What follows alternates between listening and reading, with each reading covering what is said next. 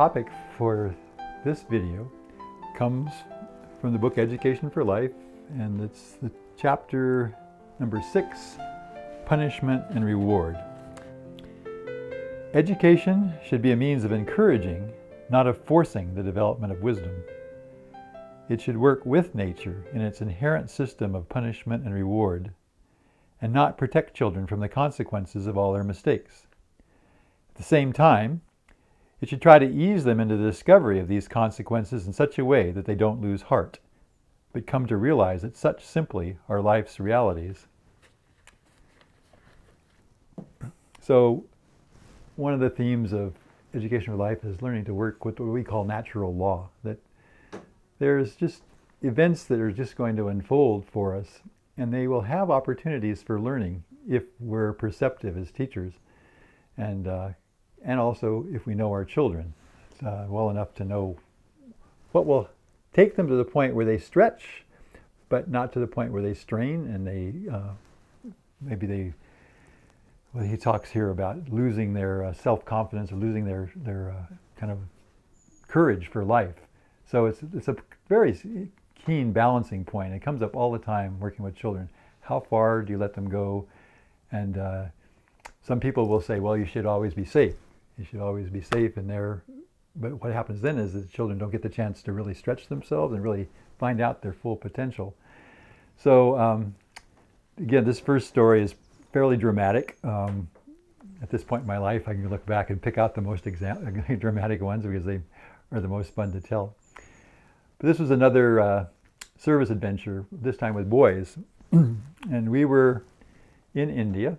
We were up in northern India. And it's a very special place. It's called Rishikesh. And it's the place where the Ganges River, which is the holy river of India, actually comes out of the Himalayas and goes into the long plains that most of India consists of, going down toward the Bay of Bengal.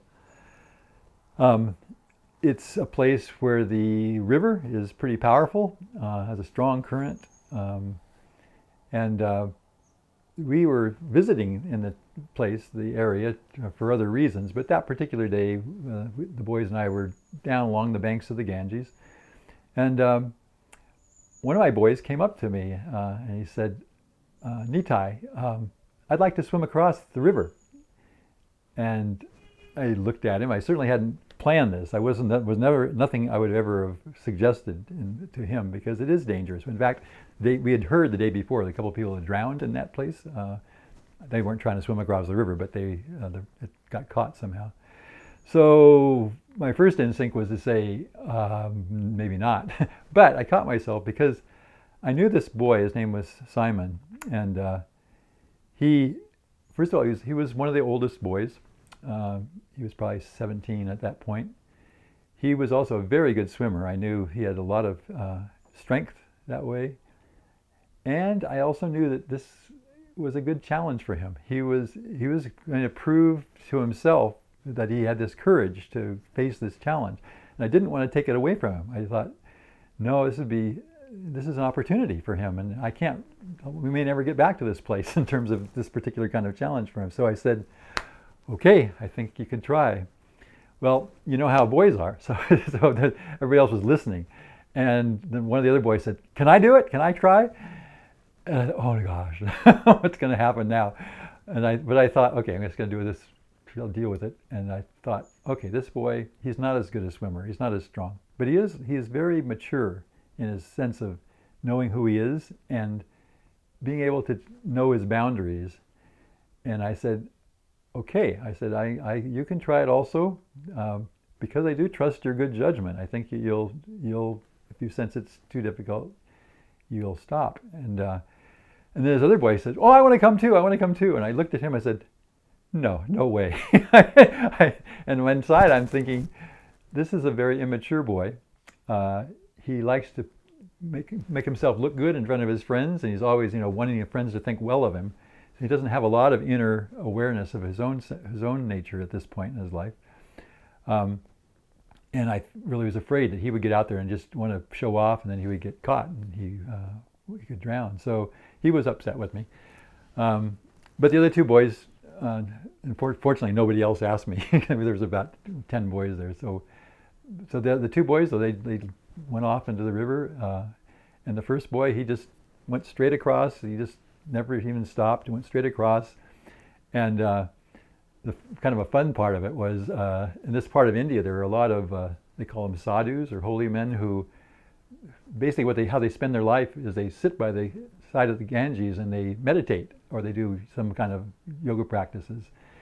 And so there were several of these men on the other side of the Ganges, and they looked and saw what was happening, because this is an unusual experience. People don't swim across there. And they all came up and they were standing by the edge of the Ganges, and when he made it, they all started applauding him. And I thought, oh, that's really sweet. And the second boy, he took off and he went about a third of the way, and that's when he got to the point where the current was really starting to get strong, he stopped and he turned around and he came back. And everything worked out by divine grace. The one boy succeeded in meeting his challenge. The other boy practiced his self-control, and the third boy didn't jump in and drown. So it was a good example of trying to tune into how much is possible, and to, again, try to allow them to go to that point where they're stretching, but again, not collapsing or something really super dangerous happening. So, but again, in the less dramatic way, yesterday we were working with a school here, and there's a little girl. She's only, I think she's 4 years old, maybe even only 3 still before, but she's incredibly agile. She just constantly climbing on things, and we were on the swing set, and she wanted me to push her as far as I could so she could have this exhilarating experience. But so she started climbing in the trees, and the teachers was watching. One of the teachers was watching, and we were looking at each other, and it was like, okay, she's only 4 years old. Are we gonna how far are we gonna let her go? And it was just like this intuitive sense of, well, she's very skillful, she's very agile and very coordinated. So we were letting her climb out on the limb farther than we would have most children, and she was enjoying it. She was just she was stretching herself into something that was motivating to her. So we that too worked well. At one point, when the tree branch started to waver, we said, okay, now it's time to come down, and she came down. But it's so important with the children to let them challenge themselves and let them move forward and prove to themselves that they can do things.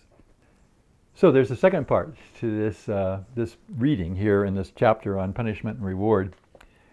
A continuation. It says, one excellent way of cooperating with nature is to draw their attention to what they themselves have experienced as a result of their actions and attitudes.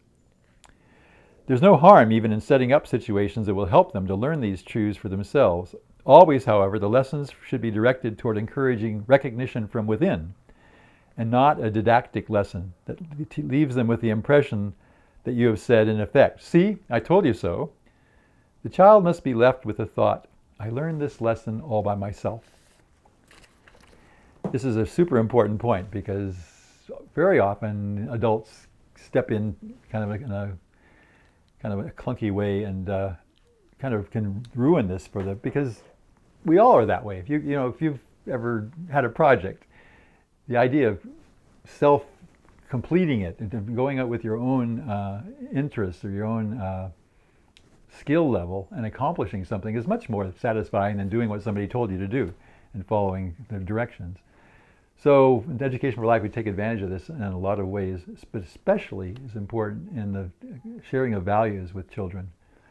Because, again, going back, I think in an earlier video, I mentioned my own upbringing in the Catholic grammar school. And it was always, thou shalt this or thou shalt not this. And it's kind of like this, you better do it, otherwise something bad's going to happen. And I can't say that it really motivated me to want to be that good. It was like fear is not a real helpful, motivating tool.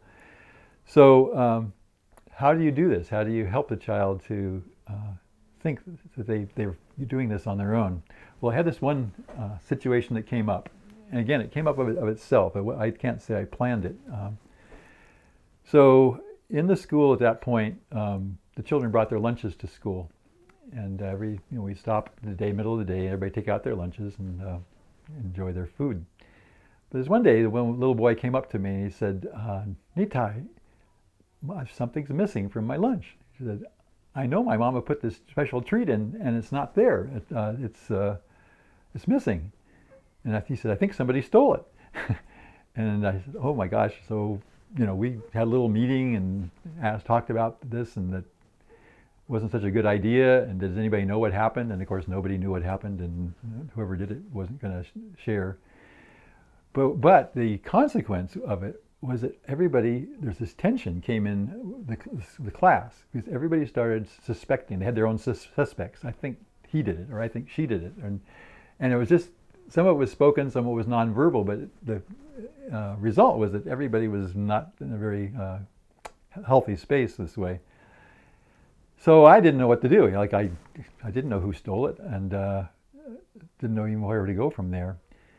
But this one, I think it went on for a couple days. But anyway, fairly soon, the thought came in my mind. I said, why don't you try the opposite? Why don't you try, putting treats in? So I went shopping before school one day, and I just bought a bunch of treats, one for each child. And when they were out at recess, I went over their lunch boxes and I just snuck the treat in everybody's lunch box. And then I went out. And later it was lunchtime, and people started opening their lunch box, and people say, wow, look at this, I got something special in my lunch today. And there was this whole wave of energy about, who did that? Did you do that? Did you put that in my lunch? And there was, all of a sudden, they were looking for who was the helper. And of course I was being quiet. And but after the lunch was over, I said, okay, let's all sit down now. I said, now, what did it feel like when we were thinking about somebody had stolen something from our lunches? What did it feel like?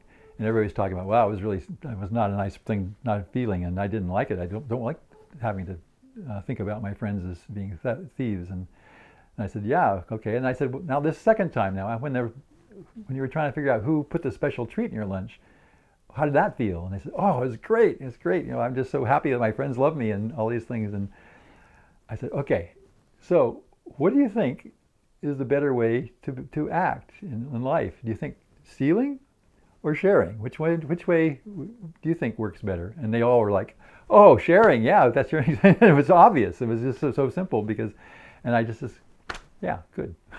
And so it was just an example of helping them come to conclusions from their own experience, and rather than somebody telling them that you shouldn't steal because it's not good. But this way, it had a much deeper impact, and much more long-lasting impact on kids, because it came out of their own experience of life.